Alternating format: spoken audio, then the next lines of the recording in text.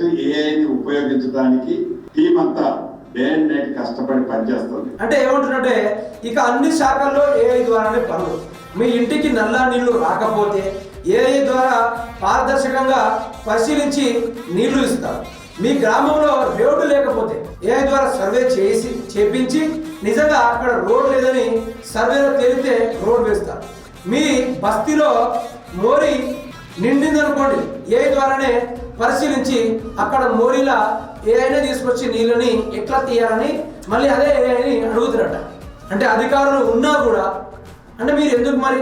నాకు కూడా మంచి డౌట్ వచ్చింది. ఏఐ ఉన్న తర్వాత ముఖ్యమంత్రి ఎందుకు, పొంగిరెడ్డి మంత్రిగా నువ్వెందుకు, మిగతా ఉన్న నాలెడ్జ్ లేని మంత్రులు ఎందుకు, రాష్ట్రానికి ఎమ్మెల్యేలు ఎందుకు, ఈ ప్రజాస్వామ్యం ఎందుకు, ఈ గవర్నమెంటే ఎందుకు?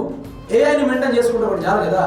అధికారులు లేకుండా ఏఐ ద్వారానే నేను రాష్ట్రాన్ని నడుపుతా అంటే ఎవరి చెవుల్లో పువ్వు పెడతారు మంత్రి పొంగిరెడ్డి గారు?